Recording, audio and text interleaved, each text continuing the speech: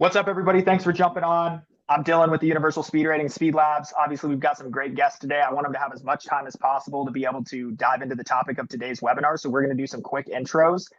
And just to lay out the format, I'm going to open things up with a couple of discussion topics to let Brendan and Tony go off on. But feel free to the audience here to start dropping your questions on the topic in the Q&A. And we'll let these guys go on a couple of initial prompts, and then they'll start answering your questions, and we'll kind of guide that. So totally open format, ask whatever questions you want. Of course, try to keep it on the topic of health and speed and balancing those two things, because that's what we're talking about today, is fast and healthy and how to build speed without breaking athletes. And I think that these two panelists that we have today are excellent, just super authorities on this topic. I mean, if you know anything about Tony, you know that he's always talking about the relationship between health and speed, and vice versa, speed and health. And Brendan Thompson, I've had the privilege of being able to spend some time with him, and we were just talking about this before. Brendan is a speed coach, excellent speed coach, and a physical therapist, and he really takes a non-traditional approach with his athletes and the physical therapy that he's doing. So Brendan, I would love for you to talk a little bit about that as we dive into stuff. But also an interesting dichotomy here with these two, because Tony, you're obviously in the school setting. Brendan, you're more in the private setting. And so both being able to speak to those worlds, because I know that we have a blend of the audience on today. So without further ado, we'll dive in so that we have as much time as possible. But thank you, gentlemen, for giving us your time today. I know that it's valuable. Cool. So let me kick things off with an initial prompt here. I was thinking, I'm going to throw you guys a curveball because it might not be the initial prompt that you were expecting, but I think it'll be good. I was thinking about this topic this morning of the relationship between fast and healthy. And the first thing that popped into my mind is, I think both fast and healthy could be defined differently depending on the person that you ask, right? But I would say, in my mind, fast is more measurable than healthy is. And so I'd be interested to hear both of you guys' definitions on how do you define healthy, or better yet, I would put it this way, how do you define unhealthy, right? Obviously, if an athlete is injured, they're unhealthy. But obviously, I would assume that both of you guys would consider an athlete to be out of a state of health, hopefully before they're injured, right? And Brennan, I know that this is what you and I were talking about a little bit before we opened it up here. And so I think that would be a great starting place, is just hearing how both of you guys think about what is healthy, what is unhealthy, what are you looking at to define those things? And at what point would you say an athlete has become unhealthy and we need to start doing something with that to get them back to a state of health? And Brendan, since we were just talking about this, let's start with you, man. I tend to think that slow athletes tend to stay healthier because they just simply don't have the outputs to get hurt in the first place. And that the more explosive, violent, speedy an athlete gets, the more fuel they have in the barrel to blow up in a good way or a bad way. And so as you are prioritizing speed, if you're not prioritizing health in conjunction with speed, you're going to start to notice a lot of athletes get really hurt really fast. And so I would define healthy, in my experience, as, the ability to confidently attack a workout or a meet or a competition in some way without fearing that there's something looming or something that's going to take away from that performance. The moment that an athlete starts to have some doubts in the back of their head, like, man, like my hamstring's been feeling weird lately. My shins are beat up. My ankles just don't feel stable right now. I just feel weak. I think that when we get to that point, we are no longer in a state of health, and that now it's almost like I wouldn't say a red flag, but like a yellow sort of like be concerned light should be on. And then we got to start to think, okay, well, how do we get ahead of this so that we can continue to be fast and perform at a high level? But in track and field, especially, I can't tell you how many kids go into meets and their hamstrings they're just talking to them real high for the last 3, 4, 5 days. Like, man, I don't know if I should run today. Should I run today? Should I not? Well, if you're already in that mindset, the odds of something happening to you are pretty high, in my opinion, and from what I've seen. But that's just a little bit about how I would approach that particular thing. Got it. And Brendan, real quick, Tony, I want to let you jump in here too, but Brendan, just real quick, Tony, obviously we've had you on a ton of times. I think everybody in the audience probably knows about you and your background, but Brendan, I don't think we've had you on before, or at least in a long time. So I know I gave you a quick intro, but do you just want to give a quick 60-second background on you. Yeah. So I was a four-sport athlete in high school, had a bunch of injuries, decided to focus on track, came back from an ACL, and was lucky enough to try out at the University of Iowa, where over the course of 5 years, I went from a 1098 in the 100 to a 1057, a 22.4 to a 21.1, and a 49.1 to a 46.2 split. And ultimately getting a couple Big Ten medals and becoming a Division I All-American sprinter on the 4x1 when we went 39.12. After that, I went to a PT school at Washington University in St. Louis. When I got there, I started this performance business on the side, just as I was going through PT school. And we graduated during the pandemic when hospital jobs were not plenty. And so I had the option of sitting and waiting for one of those typical PT mill jobs to open, or just kind of double down on what I'd been building the last 3 years.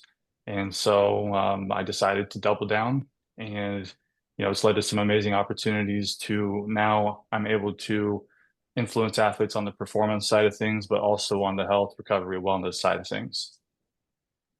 Beautiful. Thanks so much. Okay, cool, Tony. Take it away. Yeah, and you made a cool comparison between Brendan and I, Dylan, when you said that the dichotomy of a high school coach and a private side person, but that's not the only weird dichotomy. I'm a former science teacher, 38 years chemistry classroom. So I'm a sciencey guy that kind of thinks in a folksy way, whereas Brendan is actually applied science. Like his science is actually with the performance side. So when Brendan and I get together, we have a hard time shutting up, because we kind of fill in each other's spaces and things. But I agree with everything Brendan just said. I love the idea of low output guys not having injury problems. If you think about it, when's the last time you've heard of a 10-year-old pulling a hamstring? It never, ever happens. And that's because the 10-year-old does not have the output that a fast high school kid has, or a fast college athlete, or a college football player. So the outputs are really important. Another thing, this is kind of a joke, but my college track coach wasn't very good, and he would send us sprinters on a 6-mile run on Mondays. It was an Indian run where the guy in the back would chase the front and reestablish a slow pace. And he said it was really good for hamstrings. And I guess he was right, because that workout kept us so slow that we weren't able to pull a hamstring. I would love to get Brendan's idea on this. I believe that 80% of all hamstring pulls in the 4x1 happen to the anchor guy. And I think there's two reasons. One is he has the highest outputs. Usually the anchor guy is the fastest guy on that 4x1. And also, he is in a position of do or die competitively, and sometimes will overreach, will actually try to go faster than they should. But I'll leave that to Brendan to respond to. But getting back to your health and speed thing, I think that it's a brilliant first question, because I have often said that speed is a barometer of health, the best barometer of health. And in my sprint-based football preachings and clinics, and I have my own podcast now, we talk about the need to sprint speed, like speed development twice a week throughout the football season. And if you're not timing, you're not sprinting. So time those sprints, and you're really doing it for two reasons. One is that you want to not only maintain speed throughout the season, but possibly even improve your speed. The other thing is health, because when you start timing sprints, you look in the mirror and say, what have I done to make my team across the board 2 mile an hour slower on this Wednesday? Because that is a sign that you have an unhealthy team. Not only are you going to get your ass beat the next game because you're slow, but you are an unhealthy team as well. And in a state of fatigue, guys that have been gone through the grind, and they practice too long and too hard, and they just pound. those guys really have a hard time defending themselves in a football situation or even a sprint situation. Sprinting is the most extreme thing that we can do. And so I think that health and speed is really the same thing. I know some football coaches choose to do a vertical jump to see if their kids are healthy. And I think that's a pretty cool thing too. But if you are slow, if you are slower than your normal self, you are not healthy. Yeah, good stuff. Tony, while we're on this topic, I want to share my screen here because I always think it's cool on these webinars when we can take things from kind of the philosophical to the tangible, right?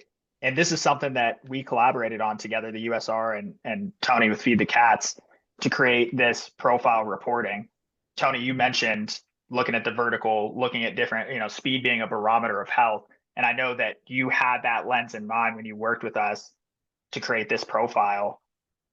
But I'm curious, as it relates to this lens of health and speed, and Brennan, I think you've seen this too, the report that we created in conjunction with Tony, but just while you're looking at this, like why these 4 assessments and how do you think about these 4 assessments as they relate to not just speed, but health and what that's telling you about an athlete? Like we're looking at this specific athlete here. This is how old is he?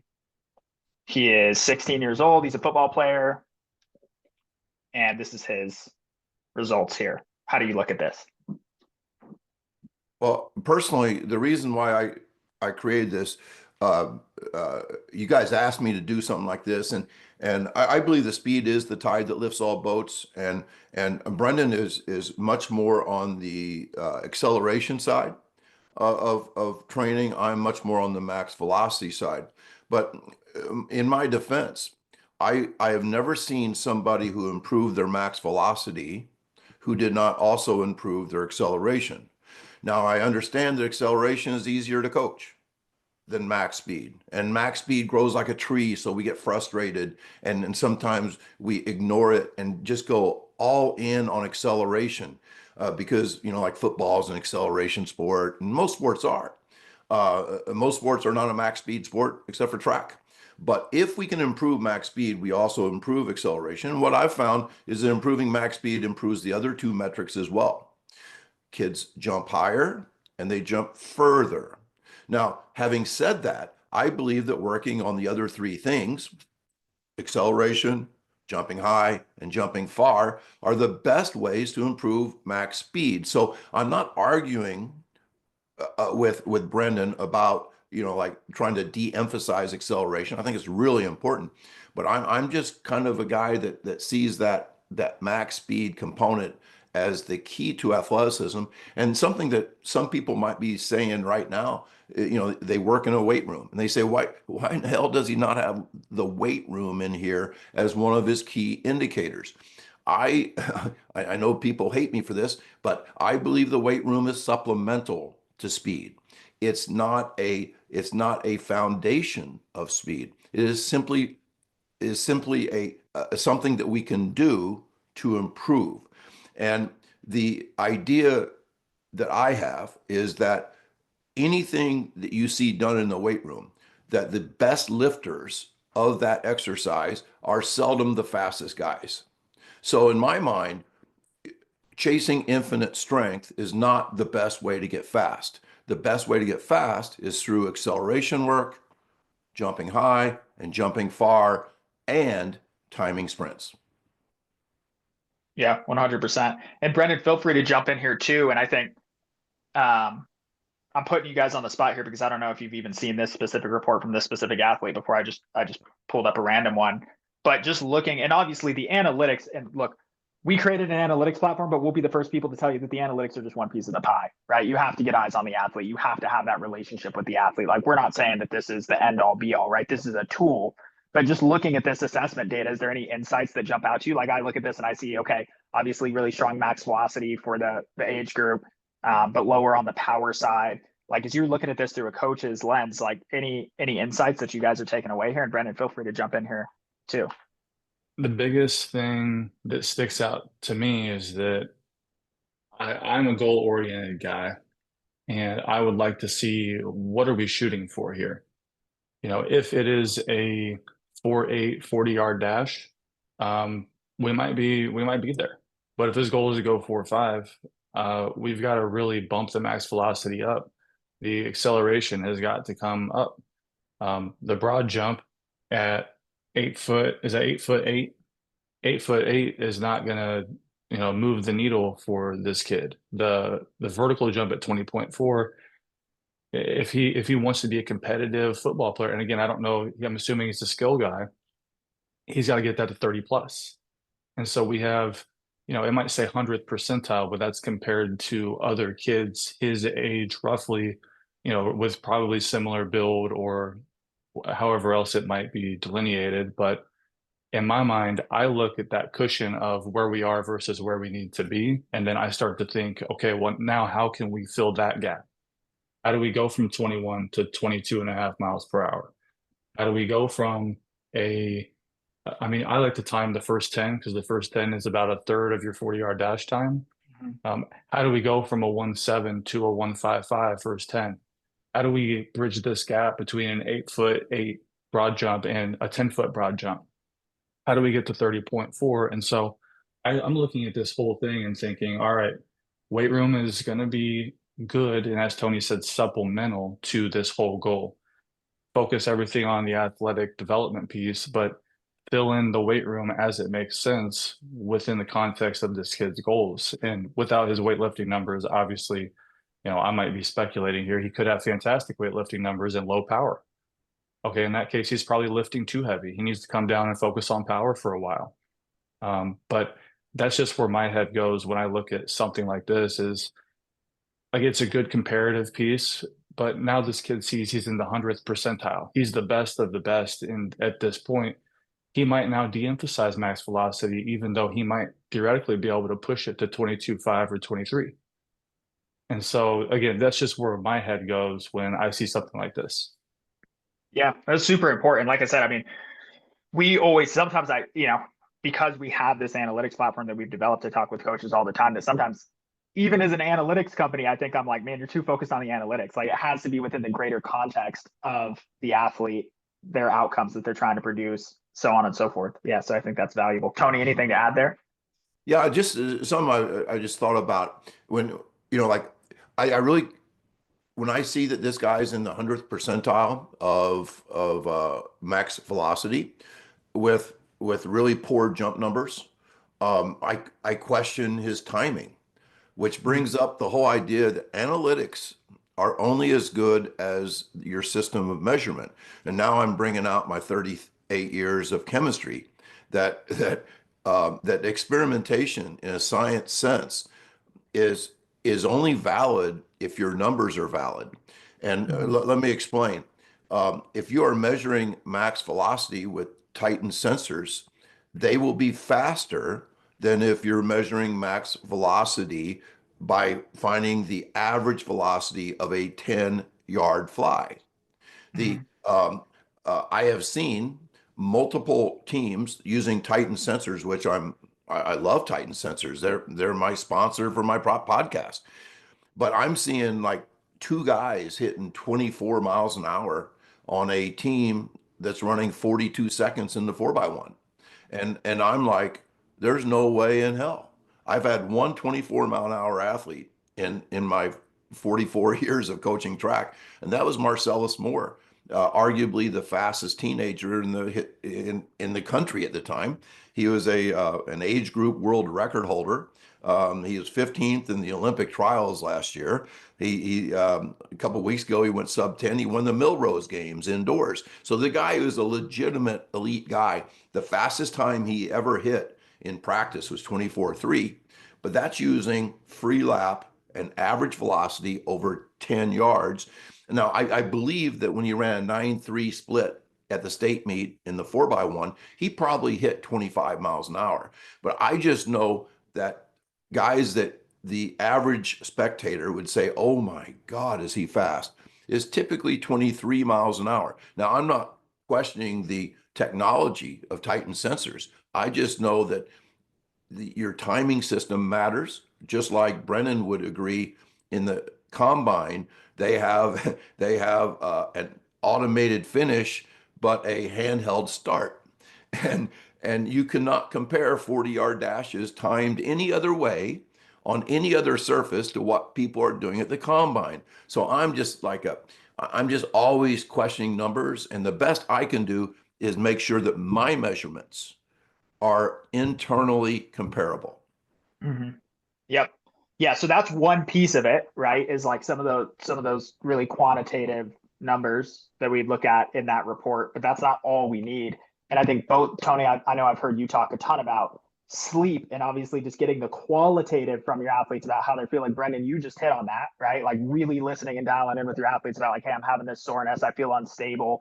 Are either of you guys using any kind of like specific questionnaires or assessments on just the quantitative side of how athletes are feeling to determine health? To be honest, I just keep it completely subjective. If a kid comes in and it's almost like when you coach long enough, you've been around enough kids who have looming injuries, you almost develop like a spidey sense or a sixth sense for something's just not right here. And all you have to do is ask, how are you feeling? And you can get so many good pieces of information from that to then influence your decision making from there forward. So a kid comes in, they're doing build ups, and you notice today, before every single build up, they stretch down their hamstrings, they rub the back of their legs every time. They don't do it usually, but now it's every time they do something, they're back there, you know, massaging the top of their legs, stretching, kicking it out, trying to loosen their hips up after every rep, before every rep. And it's like, all right, I haven't seen this from this particular kid. Let's go in. What's going on, man? How's everything going? Well, last Friday we did uh, four broken 600s where we went 200, 200, 200 on 40 seconds rest. And we took 3 to 5 minutes and we did it two more times at max effort. And it's like, okay. And he's like, yeah, halfway through that workout, something just didn't feel right. And ever since then, I mean, all week, and I've just been feeling it. All right, good. Well, now we're not training today. It's not going to happen. We're not training today. Go get on the bike for a little bit. There's no skipping, no running today. You're going to go through a little bit of stretching, a little bit of rolling, and then I'm going to do some soft tissue work and maybe get some scraping going or get the E-stem going. And in a perfect world, you leave here feeling at least 50% better or more than you walked in. I'm the same way. Um, because I don't teach anymore, I'm a little earlier to practice because I'm not coming from my seventh period chemistry class every day. And so I try to be the first person to practice. And I try to talk to every single athlete, very similar to what Brendan just said, because kids will tell you how they're feeling, especially my kids, because the we value intelligence much more than some type of military toughness.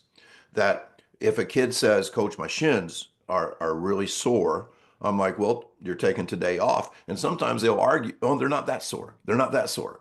And I go, well, here's the deal. If we take today off, you're going to be 100% tomorrow.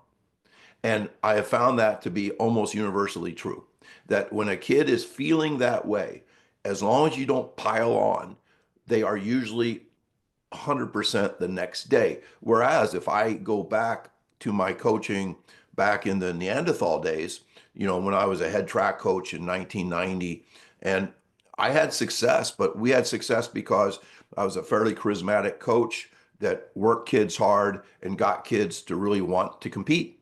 It was not my training. My training was absolutely awful, and kids would come in almost limping from shins. And I would be like that guy that was like, rub some dirt on it. That this is, that you have to get used to living the sore life to be an athlete. And I think Brennan and I were both taught that. He's, half my age, but we were both, it's, if you really think about it, old school coaching is the same today. That guy that Brendan was talking about that ran the crazy workout and probably ruined those kids for the next 4 days. Old school work is the same today as it was in the 70s and the 60s. It's no different. It's still that Mamba mentality, more is better. If you're half injured, rub some dirt on it, and we're going to practice anyway. And that's not the way to keep kids healthy. And remember, if they're not healthy, they're not fast. Yep, 100%. And I think that's a huge point, Tony, about showing up, being the first one to a session. This isn't even from a coach's perspective. I'm not a coach, right? But even just as a former athlete, it's like I remember it was like once I would come to practice, and once we were in practice, it's like I would put the game face on and I would try to mask if I wasn't physically feeling well. So I think being there to see what face do they have on when they walk through the door before they put that mask on, of like, okay, now we're in training mode, just seeing how they show up. Like I always think when I was in high school, I'm a distance guy, but when I was in high school, our outdoor track was way up in this elevated position on campus, which was the dumbest thing. I always say they did it for character building because there was no wind stop. It was always windy up there. There was literally 100 stairs to get up to the track, right?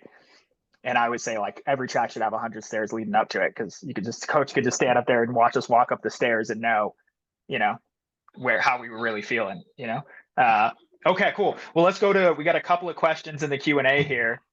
So we'll hit those, and we've got a good number of participants here. We've got 75 people on with us here. So to the participants, to the audience, feel free to start dropping some questions in the chat, and we'll get to them and have Brendan and Tony answer them. So the first question from Jed, and this is open to both you guys, whoever wants to go first, is do you use jogging laps for warm-ups? And I think that this was like almost partially addressed, but might be good to explicitly touch on it. Tony, let's start with you. One word answer: we haven't run a lap in 25 years in practice. That's the furthest we've ever run as sprinters in the last 25 years, 200 meters. That's including warm up. That's including the cool down that we don't do. We literally, and people say, well, what do you do about your 400 runners? Same. Our hardest 400 workout is 3x200 with 4 minutes rest, timed. And that's called my 4x4 predictor. So running laps, I think, is counterproductive. And, having said that, I know Carl Lewis will watch his kids at Houston run 2 laps. And if they don't look good, he has them run 2 more. So if you want to follow a former Olympian, run laps, but that's not what I do. Yeah, I would agree. I was part of the 2-lap crew when I was in high school, and we did 2 laps. And a lot of times during those 2 laps, it would get competitive. Like we're not even warmed up, and we're out there like worrying about winning the warm-up laps. Well, then you've now run a pretty hard 800 cold.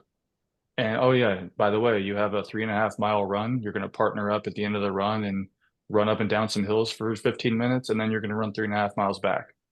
Like if your goal is to run an 800 or a mile or a 2 mile or a 5K or a 10K marathon, whatever, 2 laps is fine. But if your goal is to be fast and sharp, I don't see a reason you would want to dull your blade before you cut. Yeah. And I'm going to jump around here in the Q&A a little bit, but just because we're on the topic, there's a question in here. So what would be your top volume for long sprinters? Well, I just answered that with 3 200s. And if people want to hear about my 4x4 predictor workout, they can just look it up, just type it in, 4x4 predictor. We also do a 3x150, which is actually harder than the 200 because the predictor is to add the 3 times together of the 150, and which means they have to run really, really fast with only 4 minutes rest. And what that does is really extend the period of time that they are experiencing that high lactate acidosis feeling, which is not pleasant, but that is the feeling that you have to fight through when you want to surrender in the 400. So we in my opinion, you could run 10 miles a day and run 10 400s a day, and it will make you worse in the 400. The 400 is a sprint. It is a long sprint, which requires an energy system called glycolysis. And glycolysis is wonderful, but the pollution that comes from glycolysis is pretty rough on the sprinter, and we just have to get used to it. We have to go to that well sometimes. My top volume might get me canceled. Uh, for my 400 guys or girls in the preseason, I mean, we'll do some pretty tough tempo work. I'm a tempo believer, but again, it's all within the context of everything else. So if the tempo is ruining the sprint work, where a kid feels like they're beat up every day we do tempo, then I have to adjust how we do tempo, how that's executed, the rest intervals, the durations, the intensities, obviously the volume. But for our hard days, I might program a 5-4-3, and in that 500, you might come through the four at 90-95% of your 400 PR pace, and then you're expected to finish. After that, take like 8 to 12 minutes, maybe even 15. You have a four. Goal is to be around your PR. Then you take whatever rest you need. You have a 300, and whatever happens, happens. At that point, it's tough. But ideally, it's faster than your PR 400 pace. And that is probably the hardest day that I will program is a 5-4-3. So you can run a 5 and a 4. I'm not being combative here, and still run faster in the 300 than your 400 pace. Yeah. Okay. It's because the rest is so long. Okay. That you can actually bounce back. I've done that workout myself, and I hated it looking at it as an athlete. But we went through, again, this is college. This is where we're training 50 weeks a year. This is very different than a high school setting that gets 2 weeks of preseason and then straight into competition. So, we're transitioning from indoor to outdoor. Coach Woody's at Arkansas with all the guys at nationals, and those who didn't make nationals got a 5-4-3. And I remember we went through the 5 in about 51 through the 400 and then finished. And it was like 64 or 65 or something like that. 8 to 12 minutes, come back. We hit a 4 and 48. 8, 12 minutes, 15. I mean, I was blown. I was destroyed. My teammates were kind of, they were drafting on me, so I was leading everything. They came back through in that 300. They went 34-3. I went 34-9, and it hurt like hell. And since I had such a long rest, I had a chance to call Woody. I was like, Woody, it's a tough day out. We just crushed the paces. Are we good? He's like, no, you still got that 3. So we did it. Every one of those guys, I think, ended up going extremely fast at some point. And again, just because you go fast doesn't necessarily mean the workout's great or not great, but that's as far as I'll go, 5-4-3. Yeah, and I think it's really important that Brennan and I have had our differences, in the past, and we're one of those success stories where we were on the outs for about a year, and then we had a long conversation. And I think it's important that people understand that even just because we don't do tempo, I don't think that proves that tempo is wrong. I think that what I have proven is that you can get similar, if not the same, if not better results without doing it. But it does not prove that tempo is wrong. Now, the idea that I would never run my guys more than 200, I think is brilliant. What Brendan prefaced his stuff with was, hey, this is what we were doing at the University of Iowa at 50 weeks.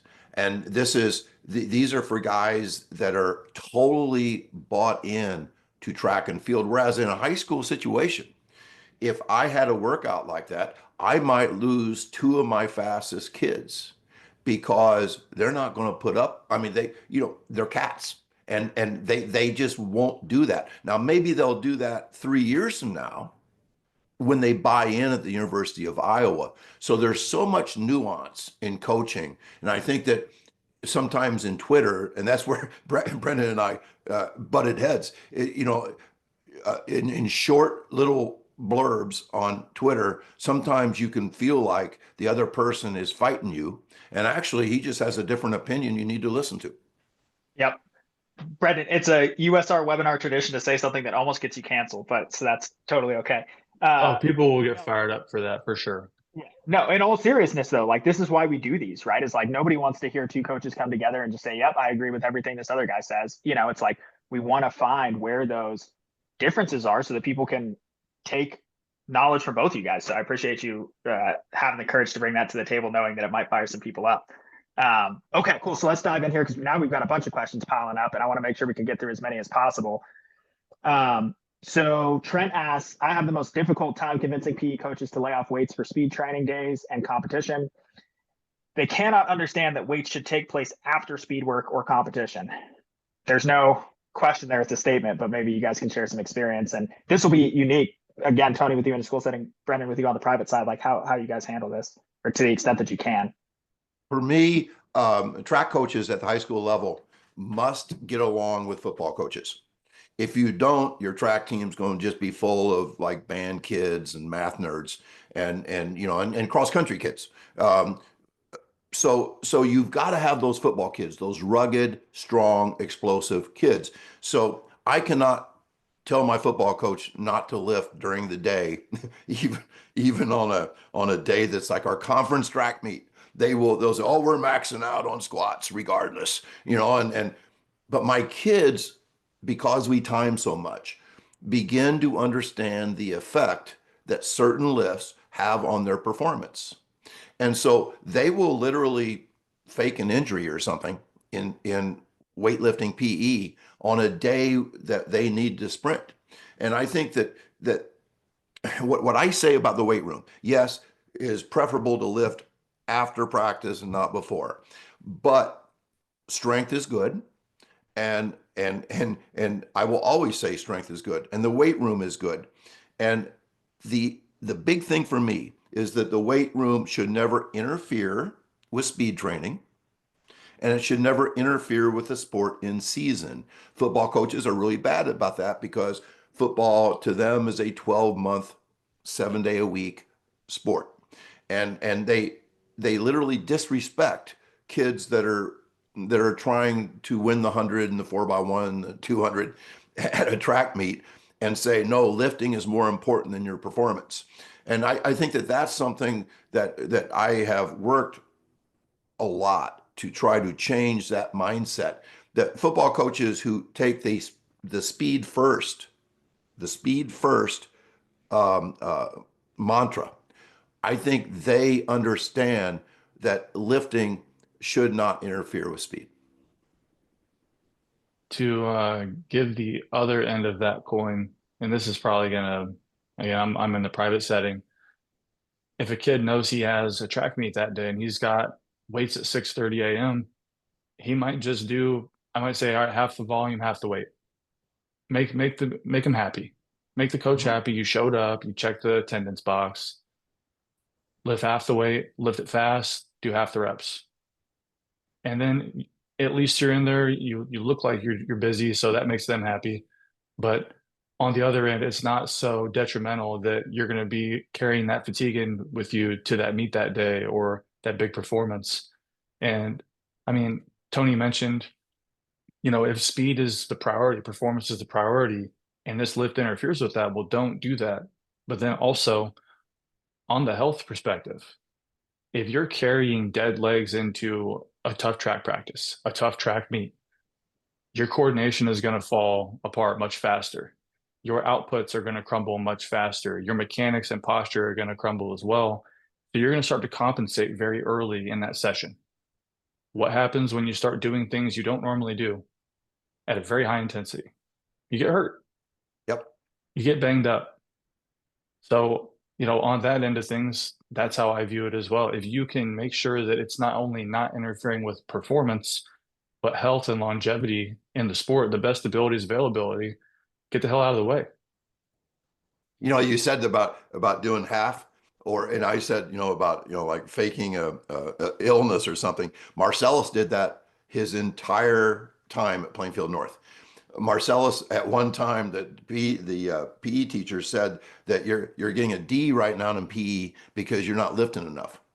And he put 265 on the bar and bench press 265 10 times.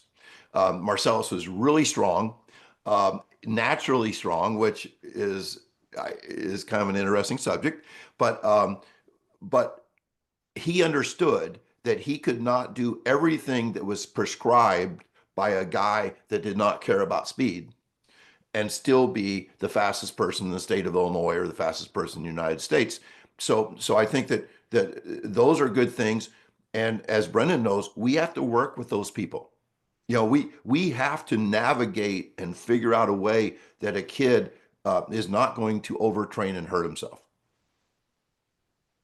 Yep.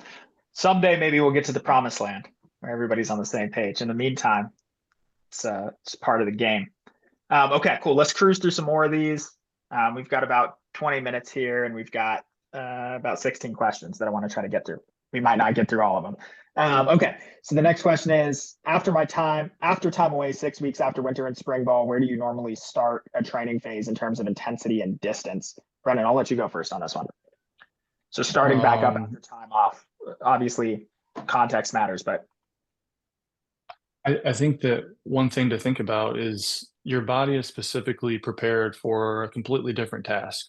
So if you're coming off of basketball or wrestling or something of that nature, you haven't been training speed. And so you can't just jump in as if you have been. Like you can't just jump into a full-on track practice track's been going on for 3 or 4 weeks and you just finished basketball state championships or something, and you're jumping in as if you're ready with everybody else. I don't think there's a set volume or a set sort of barometer, but I would say safely start to reacclimate them into what you want them to eventually get to in the program to match everybody else. And then you can sort of phase them back in, and they're all in and they're good. But if they're coming off of a long basketball season, wrestling season, or even if they're finishing up a football season and they're entering the off season to get ready for track, same deal. Football is really, really hard on your body, and you don't want to interrupt that delicate phase of recovering. Think about all the hits to their bones and their skulls, and they got bruises all over their body from getting hit and slammed and thrown, and you just don't want to get in the way of that. But then they're still going to be in a fragile state for another couple of weeks potentially. Like they're not just magically out of football season and they're completely reset after 2 weeks.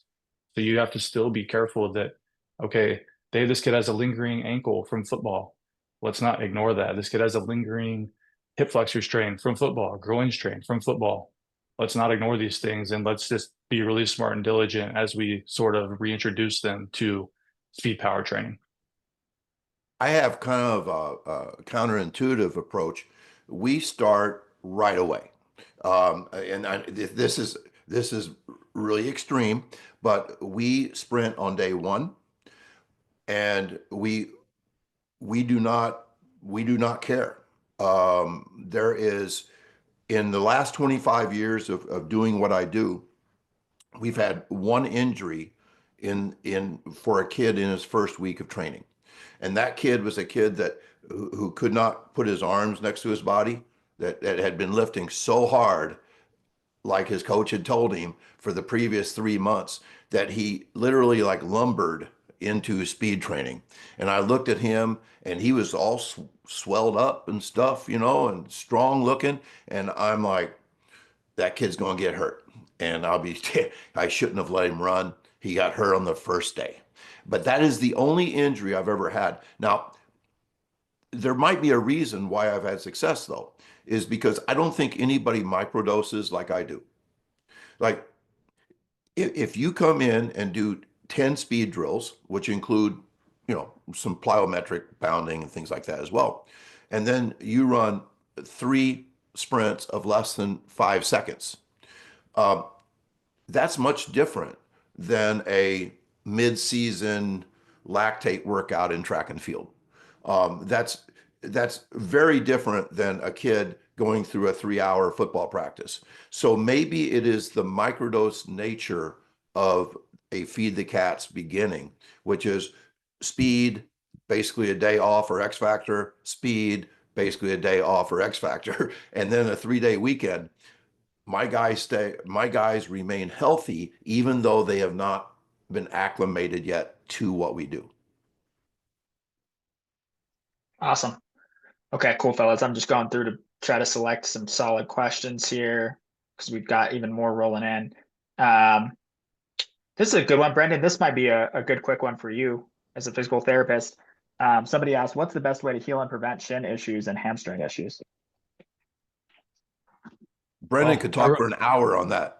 I know. I really Yeah. could. It's not that simple. I mean, people think that it's just one singular cause of injury. Like, okay, my kid is weak hamstrings and they pull a hamstring.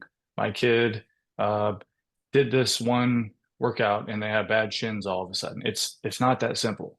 I mean, you got to think about their workloads. You got to think about their progression, the surfaces they're on, the shoes they're wearing, their biomechanics. If it's a young female athlete, she might be more susceptible to bone mineral density issues. And you might have an athlete who runs on their heels all the time and they overtrain. And so it kind of, from a shin splint perspective, it comes down to, are you recovering more than you're beating them down? Because your bones are always turning over. And so every time you do a workout, you're taking away from your bone. Every time that you rest, recover, eat right, get the right nutrition, supplements, things like that, you're rebuilding bone. So for shin splints, it comes down to, is the athlete working at a reasonable rate and intensity that they're able to still build bone quicker than they break it down? From a hamstring perspective, again, I wrote like a 100-page book on this. So I can't just cover it in like 2 seconds, but again, multifactorial. Are you, again, running on your heels, overstriding? Do you have, do you have poor pelvic posture, poor biomechanics? How's your coordination? I mean, there's so many things. Is your workload out of control? Um, was there a particular workout where 5 different people started complaining about their hamstrings being sore all of a sudden? Well, you might go back and look in the mirror and say, oh, maybe we did that too soon, or maybe we should never do that again. Because when half your 4x1's injured, like I get a lot of calls all the time, having hamstring issues, having hamstring issues, having hamstring issues. Well, what are you doing? What are you doing? And if you're sharing an athlete with spring football, with the football strength coach, if you're sharing them with a soccer club or a field hockey club or a lacrosse club or something like that, you have to take those into consideration too, because a lot of times each coach operates as if the athlete is only doing this sport. So that the track coach operates as if, all right, you're only doing track. Well, they don't communicate with their club coach and say, oh, by the way, I've got a track meet in 2 days and I've been training my ass off the last 3 weeks. I'm really sore. Okay, you're going to do this 3-hour practice anyway. So, at some point, the coaches have to communicate in some way to make sure that you can stay on top of those things. But again, I can go on and on and on about this. There's protein intake, supplementation. We can keep going, but it's not that simple. Sorry, go ahead. Finish your thought. I would say it's not that simple.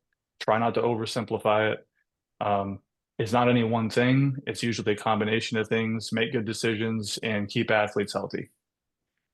Yeah. And I would add that I think that load, and me and Zach Dakin talked about this on our last webinar, that load is the reason why 90% of injuries happen, is you're just doing too much and there's too little recovery. And it's that kid that Brendan's talking about that had a track practice and a 3-hour soccer practice, and he lifted with his football coach in the morning, that kid will get hurt. There is no question. And by the way, his performance will suffer before he gets hurt, because the health and speed go together. So I love what Brendan said, that too many people always see injuries as weakness. If you have hamstring injury, oh, you didn't do enough Nordics. They don't realize that the hamstring is like a 3D muscle, and there are no 2D solutions to bulletproofing the hamstring. When you're on a curve, the hamstrings are put under a different stress than if you're on a straightaway. If you are trying to find a gear that you've never hit, your hamstrings have a stress that cannot be prepared for. So that's really important. I do think there's a few things that you can do. People should know that I'm huge on RPR. We never ever sprint without RPR. My sprinters would never run a 4x1 without getting on the table and getting worked on. I think RPR gets us into a performance state instead of that state of fear that adrenaline causes. A state of fear will tighten you up, and you will get hurt if you are not relaxed. And so RPR is really important. Something that I've really bought into is Firefly, something that goes on the lower leg. And my guys swear by them. They do it for 15, 20 minutes before they run. They do it as recovery. They'll do it on a long bus ride. We go tomorrow on a 4-hour bus ride down to the St. Louis area, and we run in a track meet on Saturday. And my best guys will be hitting those Fireflies, and I think that's really cool. And then the last thing is something I learned from Brad Fortney. So many lower leg things can be addressed through the feet. And one of the things that I just purchased recently are these spike ball things. And your feet, because your feet are meant to be tough, but instead our feet are very sensitive because we wear shoes all the time. And if we do the spike ball, the feet start to remember what they're there for. Another thing that Brad Fortney does, and I did this with a kid the other day whose foot was too sore to run. And all I did is say, take off your shoe. I took the flat edge of a key and just scraped the arch of his foot. I just scraped, and of course he was wiggling around, ticklish. And by the way, ticklish is a defense mechanism. Like, don't do that, don't do that. I don't trust it. Well, once it's not ticklish anymore, he gets up and walks on his foot and says, that's the first time I've been pain-free in my foot in the last 3 weeks. And he went out and did a workout. So there are some things out there that you can do and try that I think might really help. Brendan, I was being somewhat facetious when I said this will be an easy, quick one for you. So I appreciate you chiming in there. Where can people, quick plug, where can people learn more from you on that topic? I just have my hamstring handbook on my website. You can find it there. I could send you the link to send out to everybody after if that works. Yeah, we'll get it out to everybody. And it covers sprint mechanics, it covers nutrition, workload monitoring, those basically the big extended version of the thing I just tried to cram inside of like a minute and a half. Perfect. Okay, cool. I like this question because it's going back to a topic from earlier, but almost it's not in a negative way, but almost a little bit of a challenge. So I think it would be good to address. The question is, if you only run less than a mile during practice, how do you condition elite sprinters for prelims, relays, and sprint finals, where an athlete might run 6 to 7 times in a meet? I'll start. We do not run rounds, like they do like in the Olympics. So I think you need to grow where you're planted. And in high school track and field, the only time that the person that asked that question would have, where we need to like think about it is at the state track meet where we run prelims on Friday and finals on Saturday. And a guy like Marcellus Moore would run 4 events on Friday and have to run 4 more the next day. And he ran faster in all 4 events the next day, even though we did not ever, one time, all season long, sprint 2 days in a row. Not one time did we ever have a sprint workout the day after a track meet. Not ever did we ever do 2 speed workouts in a row. Not ever did we do a speed workout on one day followed by a lactate workout, which is a long speed workout. As I said earlier, we don't run miles. We don't run, we do not quote unquote get in shape. We never talk about the aerobic engine. But I'm just here to tell you that if a kid is fast, if a kid is healthy, and the kid loves what he's doing, he will get through those 8 races in 2 days. Brendan, anything to add? I mean, I do tempo, so it doesn't really apply to me a ton. But I would say that if you are not using volume and you feel like you want to incorporate some aerobic work in place of like long monotonous tempo or mile run work, just have your kids like go on an aggressive walk for like 20, 30 minutes. Like get on an exercise bike for 10, 20 minutes and just keep it like very easy. get the heart rate to 120, 130, 140 beats per minute. Just coast there. Like, you don't have to go out and put that wear and tear on your legs to get an aerobic response. And if you're concerned about your recoverability and your repeat sprintability and those kinds of things, but you're also not sure about how to incorporate tempo and when and why, that could be a good alternative for you that, again, keeps the athlete from the wear and tear and beat down of monotonous running and can still build the aerobic engine. Yep, 100%. Okay, cool, gents. I appreciate you. I want to make sure we've got 3 minutes here, and I want to make sure we get you out of here on time and get the audience out of here on time. So I apologize that we weren't able to get to every question, but I think you guys also covered a lot of the questions in your answers to other questions. And real quick, just for anybody who doesn't know in the audience, just let them know where they can find you and maybe reach out to you if they have a question that didn't get answered that they would like to hear from you on. Tony, we'll start with you. Where can people find you and reach out and ask you a question? Yeah, just Google my name. I'm on Twitter. My son Troy gets me onto Insta, Threads, TikTok, and YouTube. And so I'm more than exposed out there. I think somebody contacted me yesterday and said that they just Googled my name and they found my cell phone number. So that's how easy I am to find. That might not be the best thing, huh? Brendan, what about you? Yeah, just Google me. Yeah, cool. It's Brendan Thompson on Twitter, X, Instagram, whatever. There's just not an O on the last part of Thompson because someone beat me to it. Otherwise, I've got a website, I've got an email that it's btacceleration@outlook.com. I try to help as many people as I can for free on social media, but a lot of people have very specific questions and needs that require a lot of time and expertise. And, I do consulting and things like that, and I do training and all that. So, I can help people if they want it, but otherwise you can, and I post quite a bit online. So there's a lot of free and good stuff out there. And I engage with Tony a lot on there and a lot of other good people. So yeah, not too hard to find either. Okay, perfect.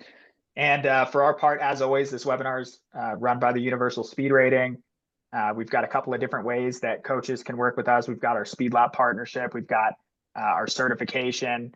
We obviously have our analytics platform. That's what I was showing earlier with the Feed the Cats report that we created with Tony. That lives within the Universal Speed Rating, which is our analytics platform. But analytics isn't all we do. We also do a ton of education for other coaches. And through the Speed Lab partnership, we're also plugging coaches into a community of other great coaches who are passionate about speed and passionate about making a good living and career out of being a speed coach through our Speed Lab partnership and having conversations like the one that we had today. So we like to host these webinars to give you guys a little bit of a flavor of the type of dialogue that's always happening between coaches within the Speed Lab community. So if you're looking for support with analytics on your athletes or continued education for your coaches, you can reach out to us as well and learn more about our different partnerships to the Universal Speed Rating.